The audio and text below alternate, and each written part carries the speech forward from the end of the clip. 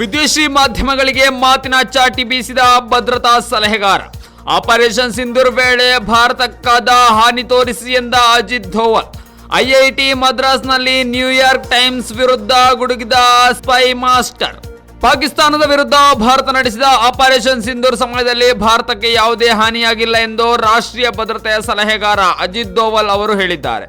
ಭಾರತದ ಆಪರೇಷನ್ ಸಿಂಧೂರ್ ವೇಳೆ ವಿದೇಶಿ ಮಾಧ್ಯಮಗಳು ವರದಿ ಮಾಡಿದ್ದನ್ನು ಟೀಕಿಸಿದ ಅವರು, ಭಾರತದ ಯಾವುದೇ ಪ್ರದೇಶಗಳಿಗೆ ಆಗಿರುವ ಹಾನಿಯ ಒಂದೇ ಒಂದು ಚಿತ್ರವನ್ನು ಸಹ ಇವರುಗಳು ತೋರಿಸಲು ಸಾಧ್ಯ ಇಲ್ಲ ಎಂದು ಹೇಳಿದರು.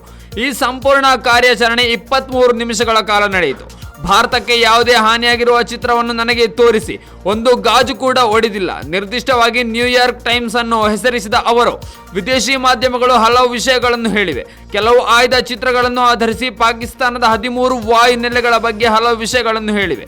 ಅದರ ಮೇಲೆ ಮೇ 10ರ ಮೊದಲು ಮತ್ತು ನಂತರ ಪಾಕಿಸ್ತಾನ 13 ವಾಯುನೆಲೆಗಳ ಉಪಗ್ರಹ ಚಿತ್ರಗಳನ್ನು ನೋಡಿ ಎಲ್ಲವೂ ಸ್ಪಷ್ಟವಾಗುತ್ತದೆ ಎಂದು ಅವರು ಹೇಳಿದರು.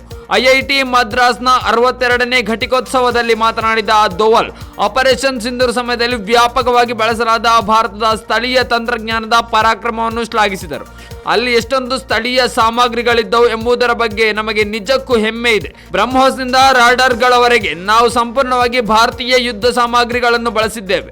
ಪಾಕಿಸ್ತಾನದಾದ್ಯಂತ 9 ಭಯೋತ್ಪಾದಕ ಗುರಿಗಳನ್ನು ಟಾರ್ಗೆಟ್ ಮಾಡಲು ನಾವು ನಿರ್ಧರಿಸಿದ್ದೆವು. ಯಾವುದೂ ಕೂಡ ನಮ್ಮಿಂದ ತಪ್ಪಿಸಿಕೊಂಡಿಲ್ಲ. ಅದನ್ನು ಹೊರತುಪಡಿಸಿ ನಾವು ಬೇರೆಲ್ಲೂ ದಾಳಿ ಮಾಡಿಲ್ಲ ಎಂದು ಹೇಳಿದ್ದಾರೆ.